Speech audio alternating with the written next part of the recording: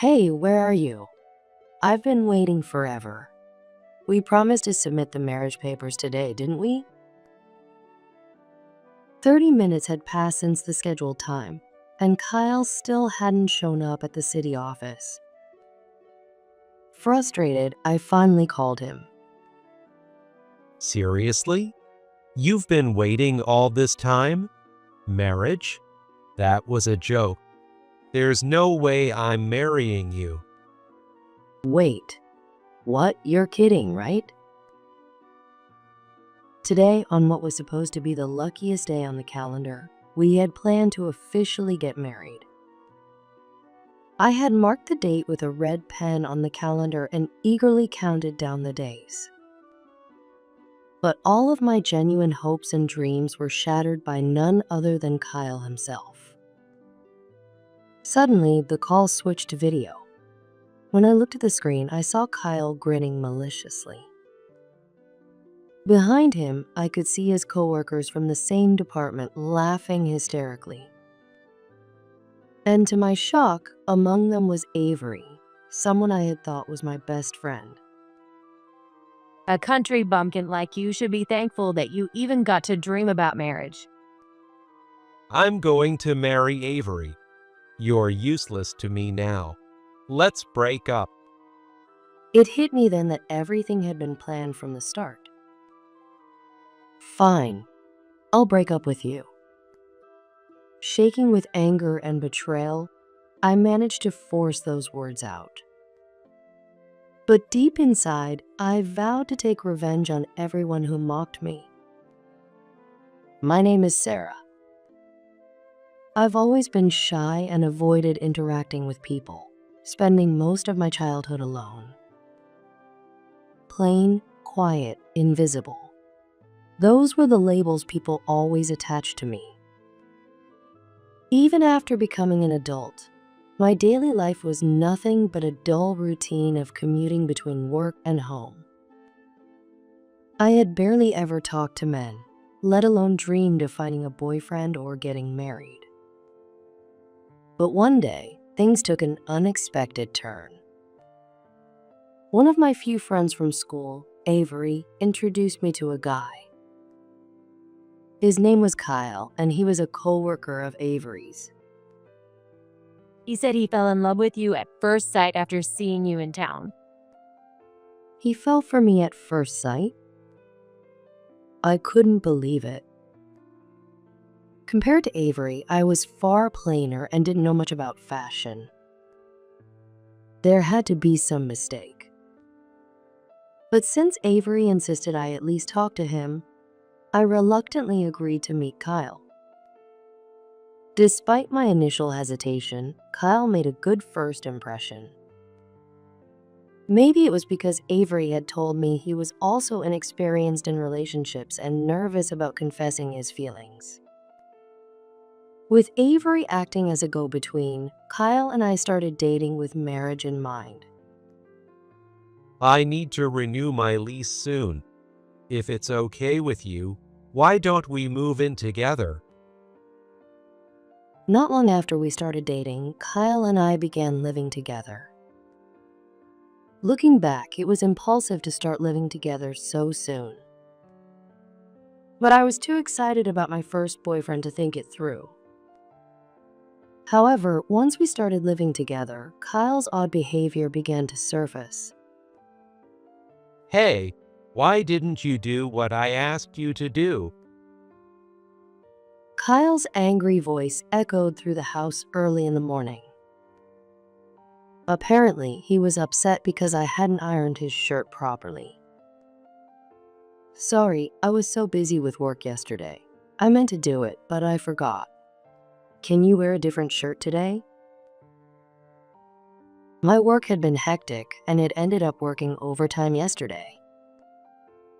Although I rushed home to prepare dinner, I had forgotten to iron his shirt. There were plenty of other shirts in the closet.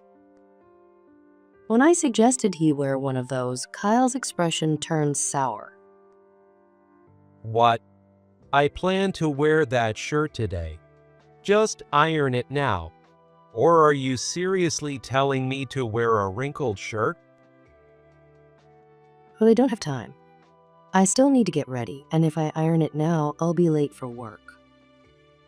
Not my problem. Household chores are your responsibility, so just do them right. Oh, and am hungry. Make me breakfast first. God, you're so useless. Kyle's demands were selfish and completely lacked consideration for me. He was always like this, bossing me around and giving orders as he pleased. His attitude was less like that of a boyfriend and more like someone giving orders to a servant or a housekeeper. But since he was my first boyfriend, I put up with it, desperate not to be disliked. One day, Kyle said he wanted to eat my cooking for the first time in a while. Recently, he had been coming home late, claiming he was busy with work, so we hadn't had dinner together in ages. Hearing his request made me happy. I'll put my heart into it and make something special. Good. I'll come home early tonight. Thrilled by our rare, romantic interaction, I started thinking about what to cook. After finishing work quickly, I stopped by the grocery store on my way home and bought plenty of ingredients. I'll make all of Kyle's favorite dishes. He'll definitely be happy. Looking back, we had been out of sync ever since we started living together. I hoped that today could be the turning point to get back to how we used to be. As I cooked, I wished for that with all my heart. What's going on? He's so late. Is his work running long? I finished cooking and waited for Kyle to come home. He had promised to come home early today, yet even past 9 p.m., he still hadn't returned. The carefully prepared dinner I set on the table had already gone cold. Worried he might have been in an accident, I called his phone several times, but he didn't pick up. Should I call the police? As I sat alone in the room debating, Kyle finally contacted me. Hello, Kyle. Where are you right now?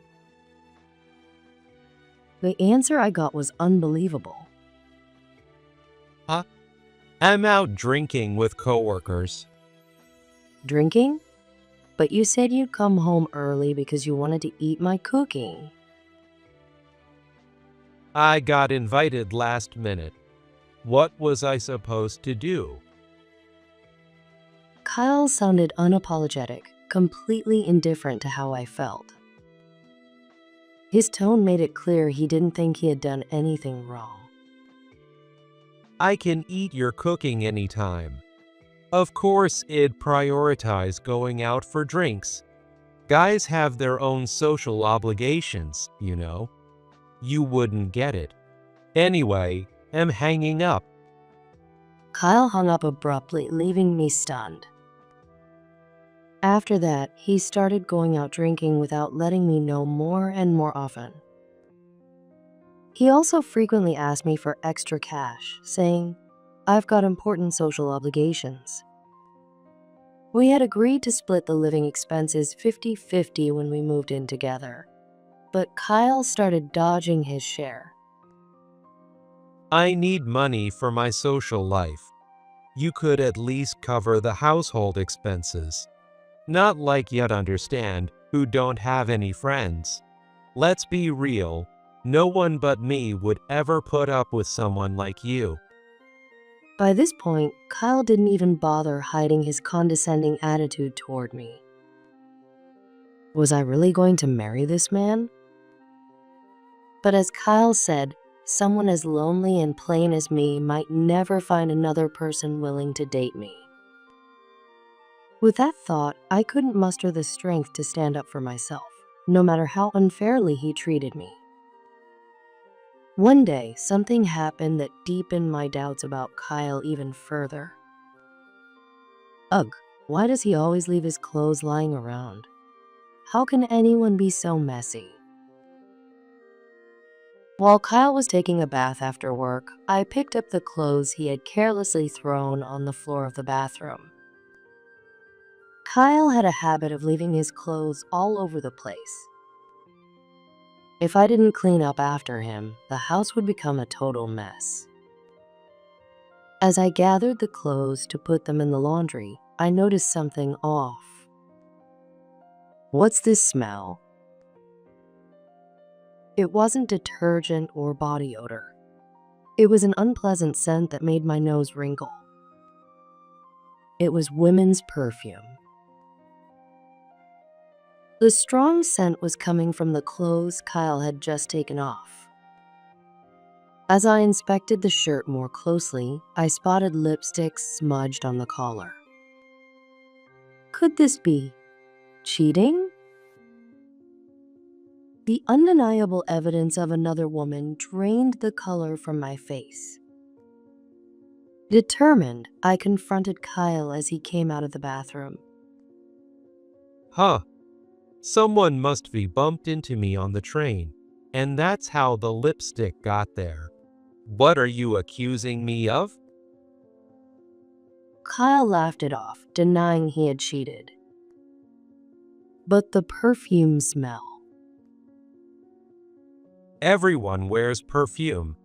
The smell must be rubbed off from somewhere. What? Are you doubting me? Do you even have any proof? No, never mind. I'm sorry for accusing you. When I apologized, Kyle sulked and accused me of being the worst for doubting him. Then he stomped out of the house in anger. Since I didn't have concrete evidence, I couldn't push the issue further, which was frustrating. But my instincts told me something was definitely off about Kyle. I think Kyle might be cheating on me. Unable to keep it to myself, I reached out to my friend Avery to talk about Kyle. I told her everything, his unreasonable behavior, and the suspicious signs of another woman. You're just being too sensitive. Try to be more easygoing. Avery brushed off my concerns, saying it was wrong to doubt men so easily. But I don't know if I should keep dating Kyle. Wow, you're being so weak. If you put in more effort, Kyle will change. To be loved, you have to work harder, Sarah. Avery told me to endure everything quietly, no matter what happened. Honestly, Sarah, you're so naive.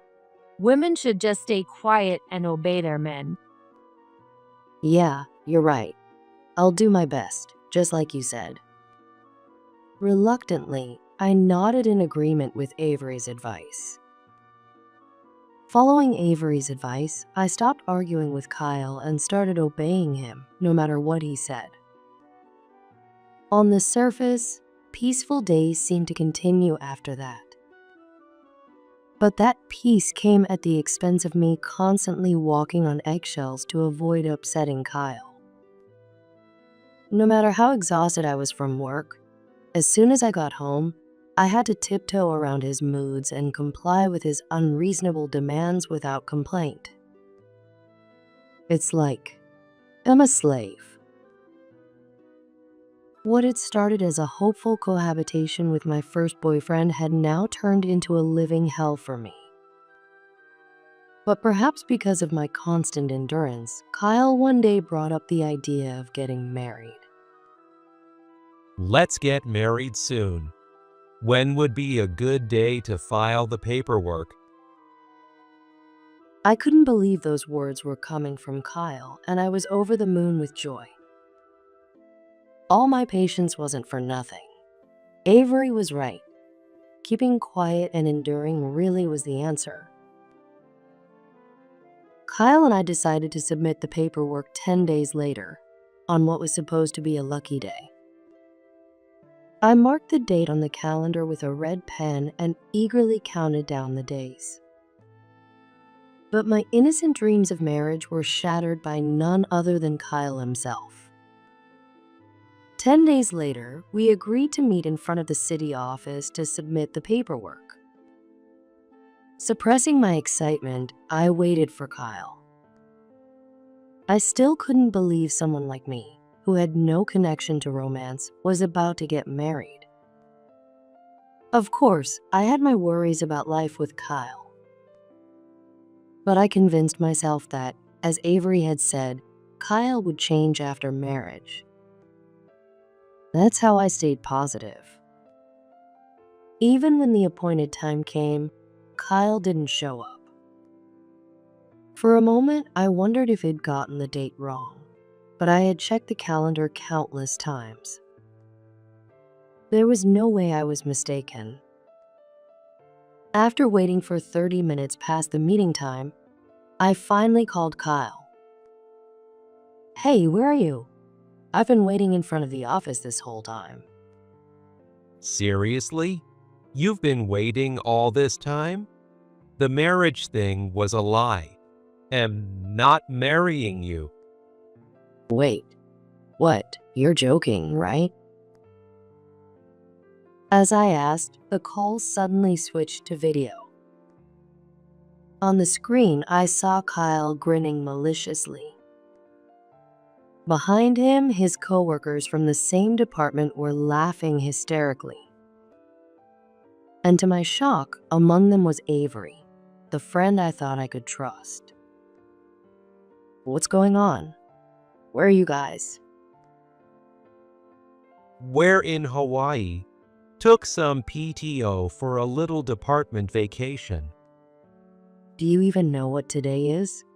And Hawaii? You didn't say a word about this to me." Bug, you're so annoying. You're useless to me now. Let's break up. "Wait, please explain." This should make it clear, even for someone as clueless as you. Look. With that, Kyle showed me Avery's left hand, where a ring sparkled on her ring finger. Thanks to you, I managed to save a ton of money while we were living together. I used it to buy Avery a great ring. Let's not have sex before marriage. I want to cherish you. Ha! You fell for that hook, line, and sinker. You were just a maid and a cash cow to me. According to Kyle and Avery, our relationship was just a ruse to save up money for their wedding. From the very beginning of our relationship, Kyle had said, "Let's not have any physical intimacy before marriage," and we maintained a pure relationship. I had wholeheartedly believed it was because of his kindness. However, Kyle had never intended to date me seriously or marry me from the very beginning. He used me as a convenient housekeeper, made me pay for living expenses, and secretly saved up money for Avery's ring. You should be happy you even got to dream about marriage, considering how plain you are. It was exhausting having to put up with you every day, even for the money. Behind them, their coworkers laughed hysterically. How could you not notice?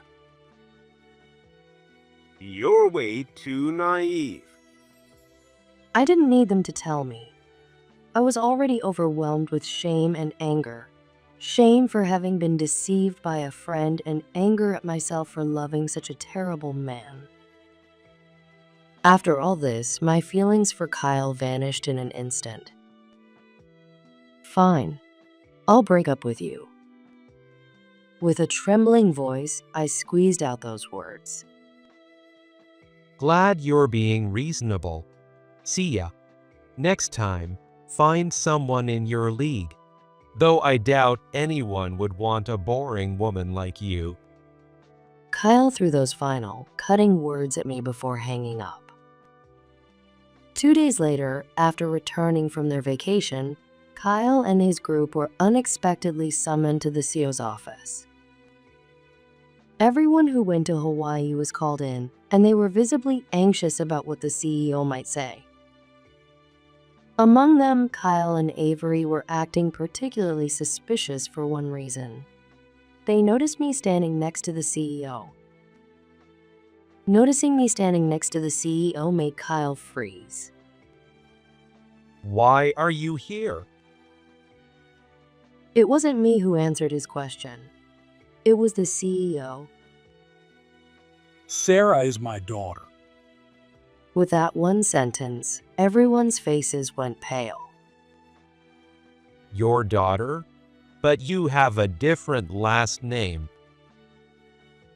Kyle wasn't wrong. My father and I do have different last names. That's because my parents divorced when I was a child. Even after the divorce, my father and I met regularly and maintained a close relationship, even sharing meals as adults. Of course, I had told him about Kyle, but I intentionally didn't reveal that my father was the CEO. I figured it would make Kyle overly self-conscious. Dad, take a look at this.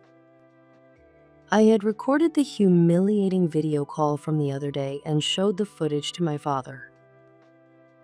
The video clearly captured the faces of everyone in the department enjoying their vacation in Hawaii.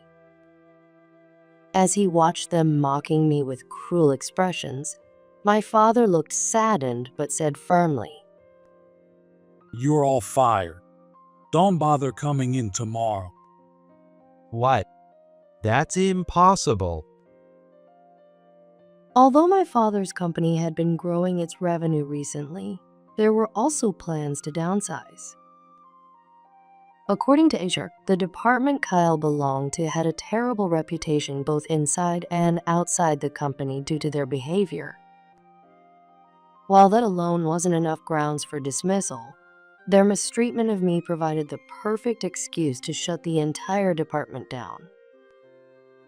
It's convenient that all of you were in the same department. You'll pay for disrespecting my daughter. My father announced that everyone present would face either termination or an equivalent penalty. To think that the plain woman they had mocked turned out to be the CEO's daughter. Even though they hadn't known, the gravity of what they had done left everyone trembling with fear. I had nothing to do with this. Avery was the first to deny her involvement. She was likely betraying Kyle in an attempt to save herself and remain with the company. You're the one who suggested it in the first place. Kyle snapped back, hurling the ring he had given her onto the floor. If you guys hadn't egged me on, I wouldn't have done something so stupid. Take responsibility for this. Kyle then began blaming the other coworkers, refusing to acknowledge his own guilt. The room devolved into chaos as everyone started shouting that they weren't at fault, eventually breaking into a brawl. It was hard to believe that these same people had been so cheerful during their Hawaiian getaway. They had only bonded over looking down on someone weaker than them, and their unity crumbled the moment things went wrong. Watching their ugly fight unfold, completely forgetting they were in the CEO's office, my father sighed deeply. You all seem to enjoy physical activity. Fine. I'll spare you from being outright fired. I just remembered a workplace that's perfect for you. Relieved, they stopped fighting, thinking they had avoided the worst. But the perfect workplace turned out to be far from ideal.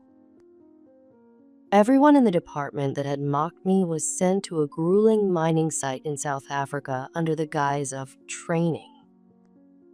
There, they were subjected to backbreaking labor, extracting minerals for the company. If you don't like it, you're free to quit anytime. My father had told them before they left. However, quitting wasn't an option once they arrived. A month later, Kyle called me from South Africa, begging for help. I regretted not blocking his number, but reluctantly answered the call. He explained that for security reasons, their phones were confiscated on site, and he had to sneak out of the dormitory to find a payphone. Even finding that payphone had taken him 5 nights of walking continuously. Why do I have to go through this? Hearing Kyle's repeated complaints, I felt no pity for him. If anything, considering how he had treated me, I thought it wasn't nearly enough punishment. Kyle did have access to adequate food and rest.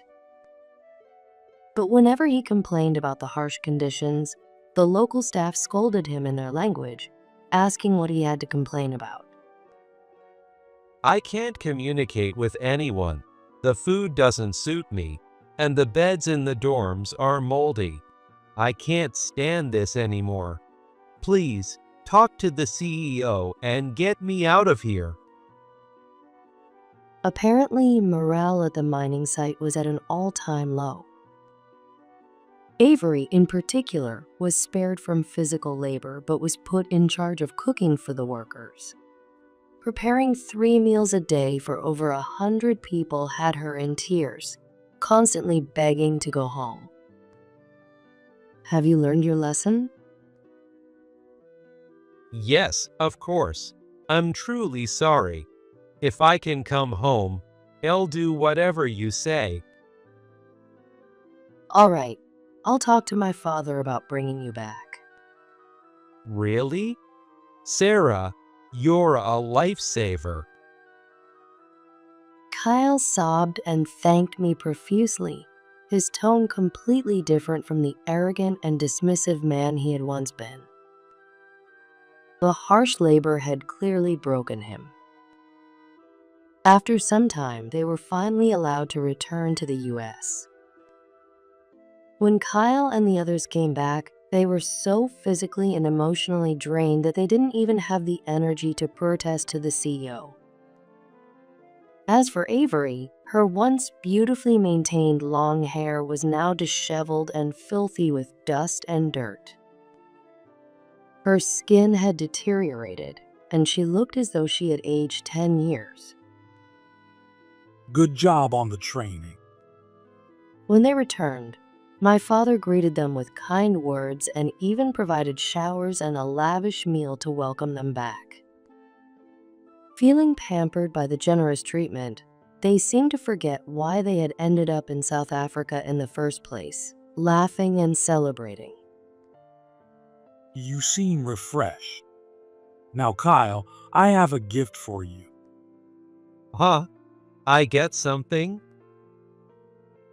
Feeling emboldened by the luxurious treatment, Kyle leaned forward eagerly, hanging on to my father's words. My father took out his phone and began making a call. Kyle, his eyes brimming with expectation, watched closely. Was it money? Or perhaps something else? Having endured such grueling training, Kyle clearly believed he deserved a reward.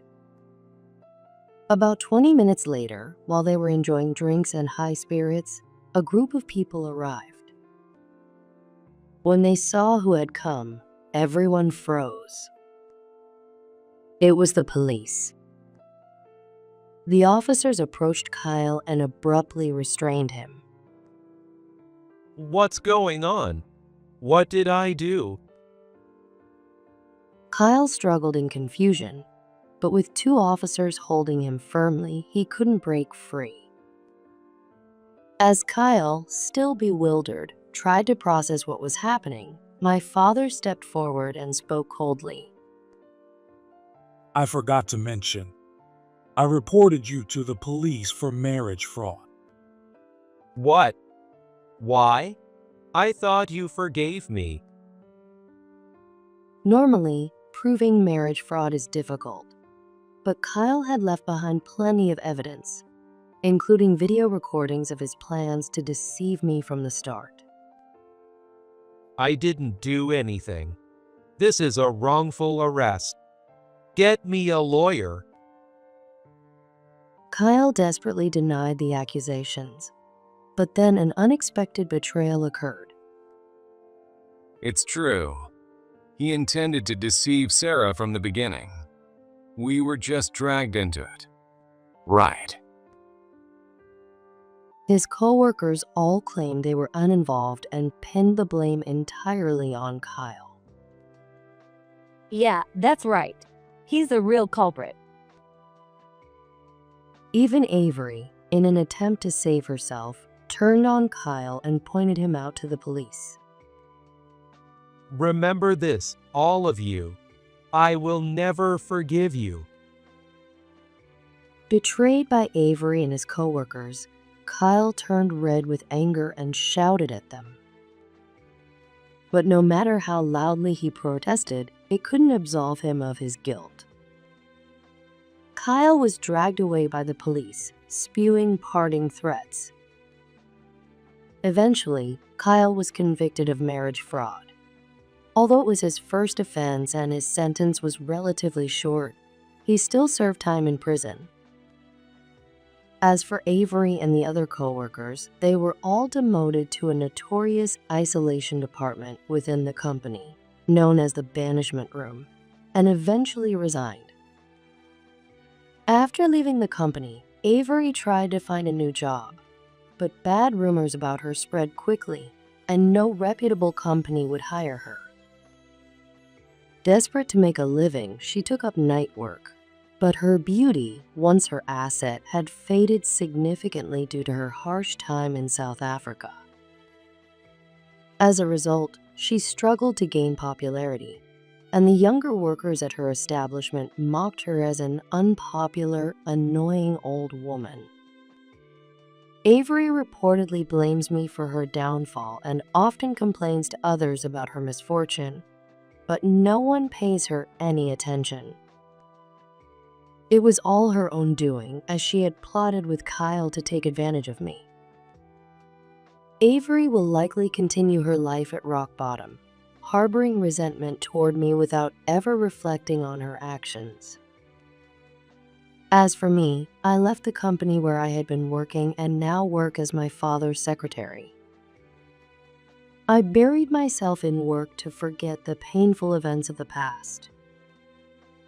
Have you met anyone new? My father would occasionally ask me this, but I was completely done with men. Or so I thought, until my father introduced me to someone. He was a promising figure at the company's Paris branch, well regarded as a rising star within the organization. His character is impeccable. I personally vouch for him. Reluctantly, I started spending time with him, going out for meals and occasionally spending weekends together. As my father had said, he was incredibly sincere and had an earnest personality that began to win me over.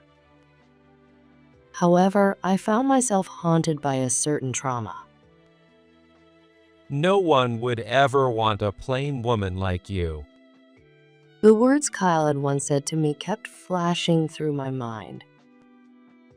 Noticing my hesitation about the relationship, he gently asked if I would share the reason with him. Summoning my courage, I opened up to him about how I had been deceived by a man in the past.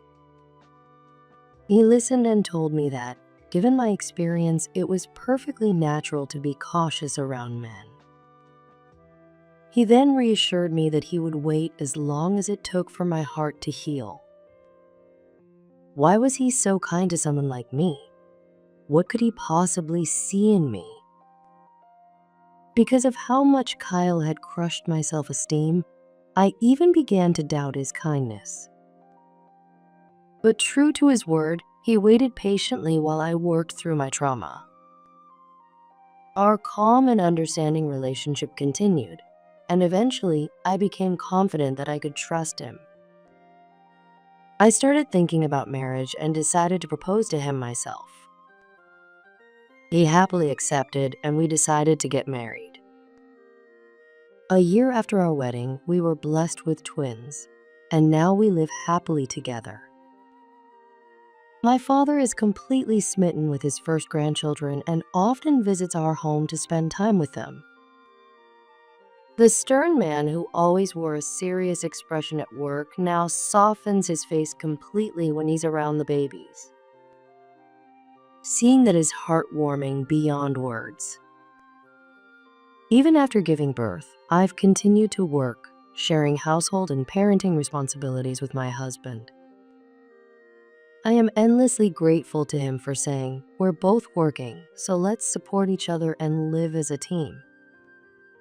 Kyle, the man I once lived with, never once said anything like that to me. Though the pain of being betrayed by Kyle and Avery hasn't fully healed, I can't dwell on it forever. I've resolved to move forward, embracing my new family and living a bright, joyful life.